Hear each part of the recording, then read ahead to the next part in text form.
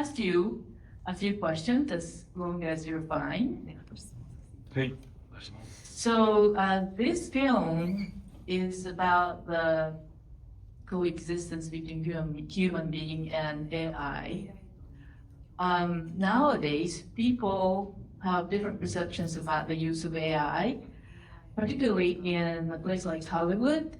AI has almost taken over some of the jobs here, including AI actress. And we in Los Angeles are kind of being fearful that one day our jobs could be taken over by AI. So in that regard, as well as in many ways, we felt that this film is very interesting. But why did you come up with this idea of this film? What made you to think that you wanted to make this film? はい。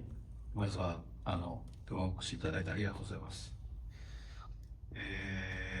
きっかけ、はい。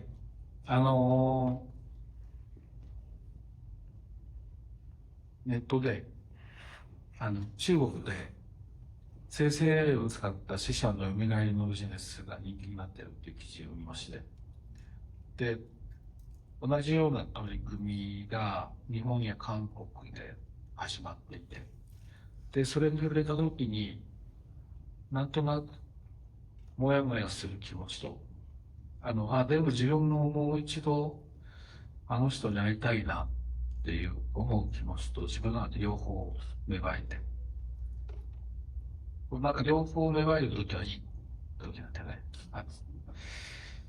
それで、AI そのものというよりは、その AI の技術を使って、もう一度親子関係をやり直そうとする夫婦の話っていうのを書いてみようかなと思ったのは、ちょうど2年半、もうちょっとそのぐらいが最初のスタートでした。First, I want to thank everyone for coming tonight to see the film. As for the start of this project, it began when I saw on the internet an article about generative AI being used in China by business to bring back the dead through the use of generative AI. And there were similar initiatives happening both in Korea and in Japan. And I remember reading this article and feeling this very vague sense of discomfort. But I also could immediately imagine people that have been deceased in my life that I would like to see again. So whenever I have complex or kind of multifaceted feelings about something, it's usually a good sign. So I could say this film is about AI. It is about a couple who, through the use of AI, are able to redo their family or redo their parent-child relationship. So it was around 2.5 years ago that I started writing the script. Great. We've seen so many of your films, and many of them depict the relationship among family members, like the relationship between married couples, brothers, sisters, parents and children, and so like nobody knows, shoplifters, like father, like son, still working. All these of the films depict the relationship, and your message seems to be almost like, okay, you don't need to be necessarily related, connected by blood, but you can still make a family. And I thought that when I started to see this film, I thought that that could be the end conclusion of it. Like, yes, even human and humanoid can make a family. But towards the end, I realized that it's not necessarily the case. So how do you feel the relationship between human being and AI or robotics or humanoid can be? AI とヒューマンと人間とどういう関係を築いている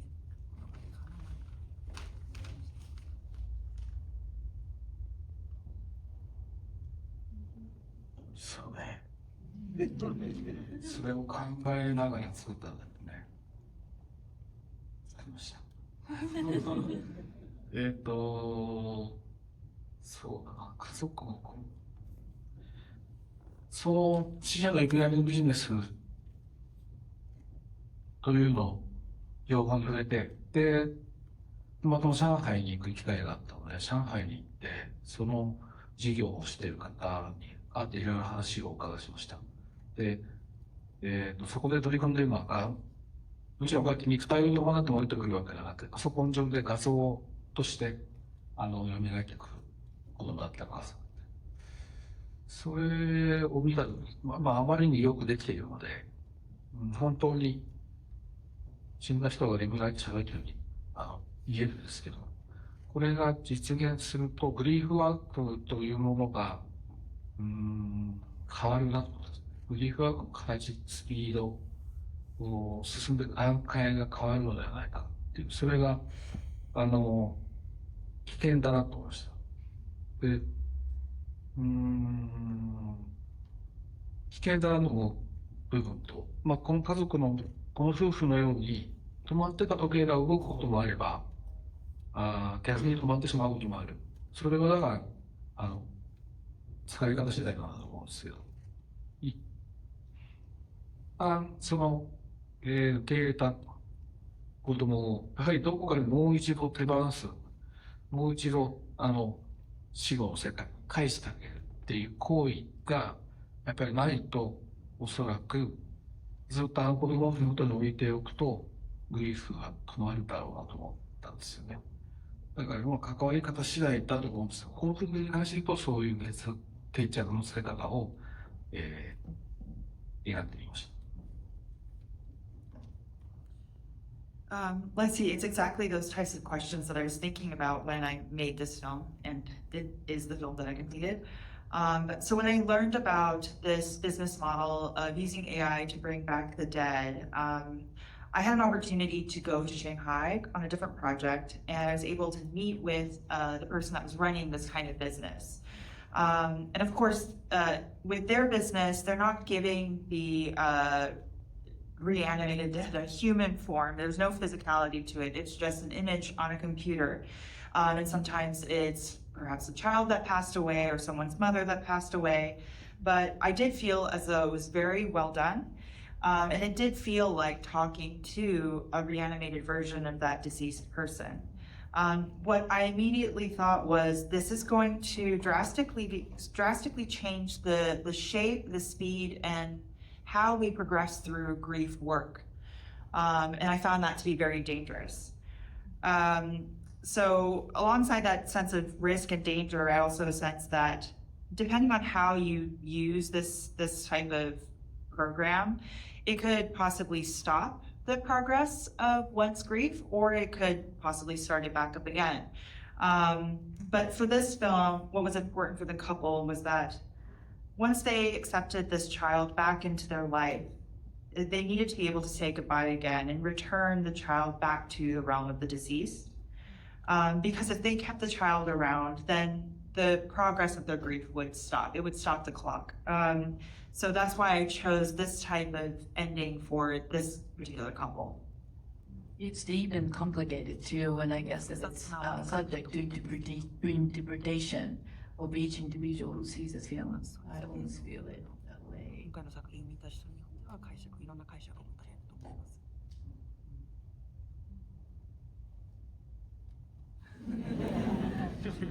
す。そうだね。そうですね。それは大体いつもそうなんだよ。多分子供がいるかなみたいな人、子供がまた持ってない方が見る。っていうのは見え方が変わってくるのかなと思いますし、家族会によっても全然違うかなと。Yeah, I'd say that's true of all my films, that there can be multiple interpretations. And with this one in particular, I think that people with children and people without children will have different interpretations, or it might also depend on what kind of relationships you have within your own families. Thank you. So let me ask you about the title of the film, Cheats in the Box. And I understand we all know that it came from The Little Prince by Lucien de Givery in in France. And in the book, it says that the most important things are not visible, cannot be seen with your eyes. And Otone towards the end of the film says, "Oh, I thought that it was Takeru who was in the box, but it was actually myself in the box." And that's another deep statement. And can you tell us a little bit about how you came up with this title? ツイートしました。タイトルはいはい。最初は別のタイトルだったんですけど、まあ子供が戻ってきて、寝る前に読み聞かせ、絵本の読み聞かせという、生きてた時にやっていたことを母親が繰り返そうと思った時に、ヒューマノイドであるがゆえに、その絵本が理解できないっていうのがいいなと思うんですよね。そのスタートの時点で、人間とヒューマノイドの間に少し差異がある、違いがあるっていうのを考えた時に何から入ろうかなと思って、で、想像力っていうのが一つキーになるのかなと思ったんですよね。で、ふっと浮かんだのが星の王子様で、箱の中に何がいるかっていう。それを、書いてみて、で、そのドーム買いに行くっていうシーンを書いてみて、で、そのドームから王子様を救出するっていうシーンを書いたぐらいならこれタイトルにしようかなっていうふうに思いました。The film initially had a different title, but I knew that I wanted to write a scene where once the child returns to the family, that the mother would try to repeat an everyday ritual that she'd always done, which is to read a story to the child. And I thought that it would be interesting for the child to not understand that story as a way to create a kind of difference between humanoids and humans from the very beginning. So that difference would be the power to imagine, so one's imagination. And when I thought of that, the Little Prince immediately came to mind. That question of what is in the box. So I wrote out that scene of the mother reading a story. Then I wrote the scene about the snow globe, and then about liberating the Little Prince from the snow globe. Then it became clear that it was an important enough motif to reference it in the title. Thank you. Let me ask you about the cast and casting. They're all very wonderful. Ayase Haruka-san, she is a very well-known popular actress, and she worked with you on Our Little Sister a few years ago, so I know that you wanted her to star in this film. But Daigo-san, the husband, is known to be a comedian, and I understand that she had relatively little experience as an actor. How did you choose them, particularly Daigo, and how did he do it? Like, did he do well? こういった演出して素晴らしい演技をしてらっしゃる。ありがとうございます。愛さんは、割とシスターをご一緒したのが10年ちょっと前で、とてもいいコラボレーションだったので、また何かやりましょうねっていう話をお互いにしていて、あっという間に10年経っちゃったんだよね。それで、もう今回最初から脚本的前から彼女に話をして、プロット読んでもらって、こういう役なんだけど、建築家なんだみたいな話をしながら、一緒に作って、意見交換しながら一緒に作っていった感じなんですよ。完全に当て書きでした。で、旦那さんどうしようかなと思った時に、なんていうんですか。今回の映画のいろんなテーマは、異質なものを組み合わせるっていうガラスと木なんだり、機械とし、AI と自然なんだり、聖者と死者だったり、こういう異質なものを共存させるっていうテーマだったから、役者じゃない方がいいなと思って。で、ミュージシャンか、芸人さんか、その中で演技の上手い人探してみようかと思って、大悟さんというのは結構すぐ分かったんですよね。で、多分荒川通りに面白い科学の変化が起きるなというふう、直感と言ってしまえば直感なんですけど、直感は大体外れないので、伸びたな。So with Ayase Haruka, we worked together 10 years prior on Our Little Sister. And it was a really lovely collaboration. So I remember that we agreed that we would want to work together again, but then 10 years went by in a flash. So even before the script was completed, I sent her the plot and let her know that the character that she would be playing was an architect. So it was as if we built the character together in collaboration through a dialogue, and I wrote the character for her. And then it came to who would play her husband. In this film, the themes many of the themes involve these contrasting elements, whether it's glass and wood, AI and humans, nature and technology, or the dead and the living. It's all about these contrasting things coexisting together. So I thought that that would be interesting if that was reflected in the casting. So I looked to musicians or even comedians that could possibly also act. And Daigo immediately came to mind. I knew that if I put Daigo and Ayase together, there would be an interesting kind of spark or chemical reaction that would happen. And so I would say I kind of cast it with my gut, but my gut is usually right, so it came together really well. You're right. I mean, I thought that at the beginning, I thought that it's unreal kind of couple was no way. Ken speaks with rough Kansai dialect, and the Otone is really sophisticated. She's very pretty and all that. So I thought that it's kind of unreal. But then, as we kept seeing it, it came as a very natural couple. Thank you.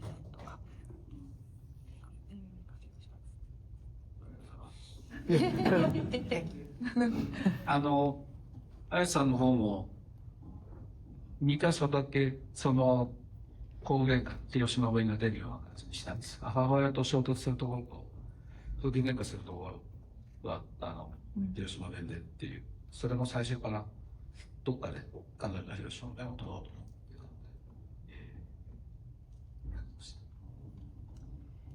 With Ayase, there's actually two spots where her Hiroshima dialect comes out. It's the moment when she has a conflict with her mother and also when she's fighting with her husband. So I knew that I wanted there to be opportunities where you hear a little bit of her accent. Wonderful.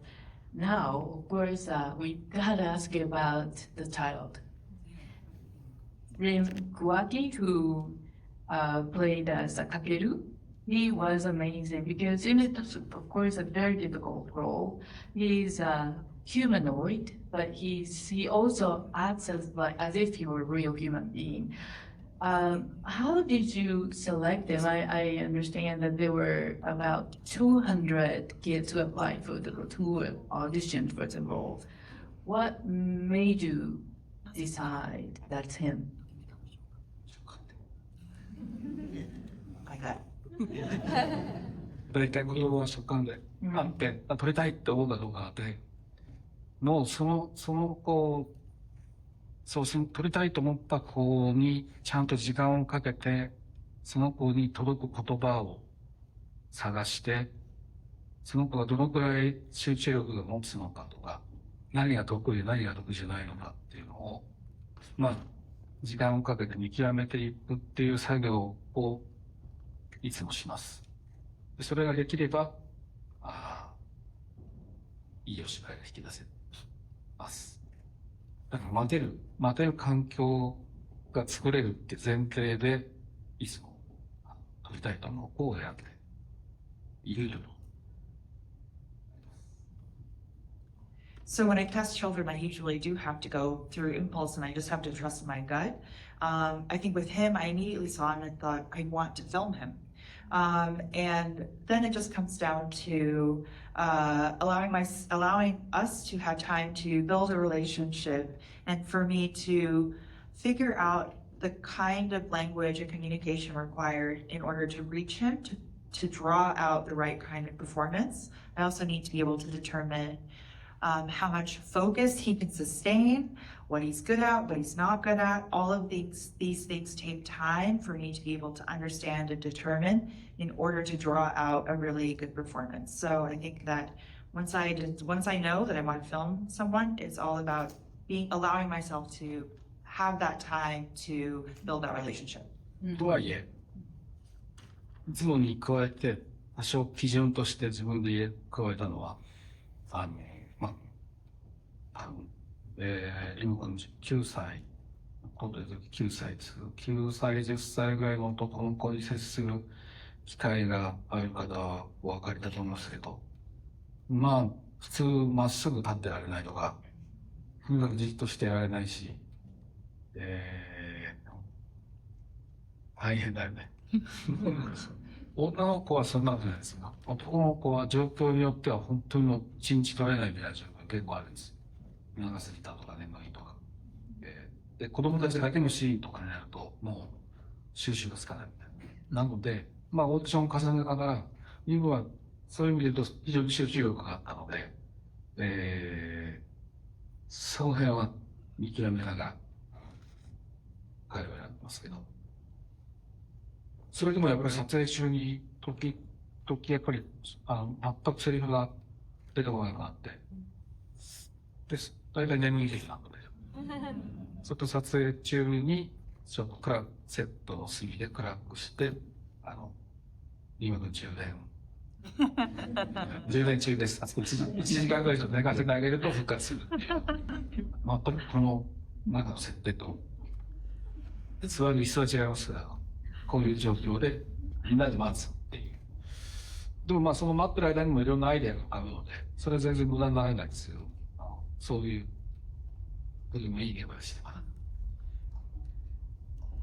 But there was some added criteria compared to other auditions that I've held. So Rimu is 9 years old in the film, and if any of you have had opportunity to hang out with 9 or 10-year-old boys, you know that they can't stand straight, they can't really stand still, and they have a really hard time holding focus depending on a situation. So I can't say the same about young girls, but with boys, their demeanor and their energy level can really vary. Sometimes they're too hungry, sometimes they're sleepy. If you put that together with other children, suddenly they're a handful.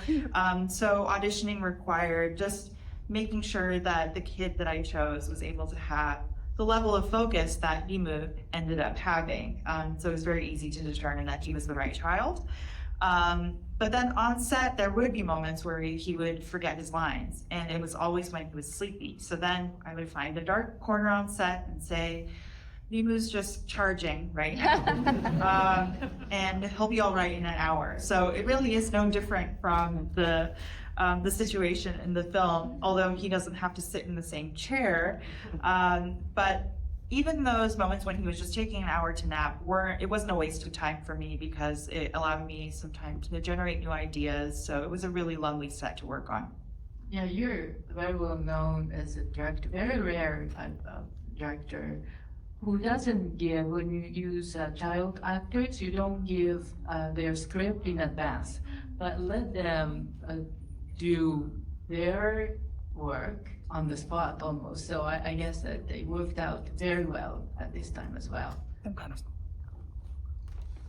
いや、ちょっとね、最近やり方変えてきてて、モンスターは大学の私もしたし、今回も一応私もしてますけど覚えてこなかったのだ。撮影の現場に来て、大人2人と一緒に、練習しようかって大悟さんが言ってくれて、じゃあ練習しよう。それが、大悟さんがすごく優しくて、パパセリフ覚えてないから、ちょっと一緒に練習してよって。いいパパですよ。それでずっと遊んでるんですけど、普段は。そこで、自然に練習に引き込んで、そのまま本番っていう形に導いてくれたので、僕はすることがあるんです。Actually, I've changed how I work a bit. So with Monster, I prepared it, had a script to give to the children in advance, and this time was no different. However, Ringu didn't really remember most of his lines before we came to set. So mom and dad, people that the adults in the room that are playing as mom and dad were really important in his performance. In particular, Daiko would ask him to kind of practice lines with him. He would say, you know, Papa doesn't really remember his lines. Do you mind helping me? Which is so sweet. What a great dad, right? And then they would be playing, and then that would slowly lead into rehearsal, and that would allow us to go into actually shooting. So it was really, they were such a support for even. Thank you. I know that time is almost up, but sorry, I have to ask you this question because I'm a cat person. So the parents kept looking for Othello, who disappeared suddenly, and then finally found him or her, maybe him, living with the humanoids family. Why did you? Is there any symbolism or message in there? メッセージ。 Why? ではなぜ最近ニュースで生成 AI が人間を介さずに生成 AI 同士でコミュニケーションを始めてるっていうのを読んだんですよ。で、まさにそういう状況だなと思ったわけですね。で、おそらくそうなるだろうなと思っていて、その人間介さずに生成 AI 同士でコミュニケーションが始まるとそこに社会が生まれていって、集団の意思が生まれてくるんですけど、それをおそらく人間とあんまり深く関わらずに、共存という、ちょっと、セパレートに生きてたのかなと思ったんですけど、それ猫と近いのかなと思った。人間と猫の人間と犬の方が多分距離がちょっと近いっていうのが僕の認識なんだけど、猫ぐらいの距離感で人間とこう生きていく感じっていうのが実現したら、それはそれで悪くないのかなとで猫出したんですよ。Thank you for choosing cats. Message. 大変 So でしたね、撮影も本当に大変でした。英語にするんじゃなかったなと思いました。Sorry. So I recently heard about this news back in the spring that generative AI had started to talk to one another without being mediated by human beings. And I thought that's very similar to the situation in the film. I think that when, AI and AI are communicating with one another without that mediation of the human, then that will lead to the generation of a society and then probably lead to some kind of collective consciousness. And I think that might actually happen. Without kind of like dealing with human beings in a intimate way, we're not so much coexisting with AI, but existing separately, right? And I thought that relationship really mirrors how humans deal with cats. I think that from my perspective, dogs and humans can be quite intertwined and close, but there's a certain kind of distance that we have with our feline friends. And if we could live alongside AI in a similar way to how we live alongside cats, then that wouldn't be such a bad reality. However, I will say that it was really hard to deal with the cats on set. And there was a moment where I regretted my choice. Thank you. I would love to take questions from you, but the time is up and we have to wrap up. Director Koreeda, you are on to the next film making. I mean, you already finished the Look Back, which will be released in September. Is it? 日本では9月。 Yes, September in Japan. Yes, thank you. And also, you are filming a English language film. That's a rumor. まあの噂。Still a rumor. Thank you so very much, and you must be suffering from jet lag as well. So I hope that はい、ありがとうございます。ニューヨークとフィラデルフィアとボストンと回って、ここ、来て、本当に温かいお客さんに、囲まれて幸せな旅を続けております。僕ちょっとした、日本に戻るんですけども、この映画の旅はまだまだ続きそうなので、ぜひ気に入っていただけたらまた劇場に見に来てください。よろしくお願いします。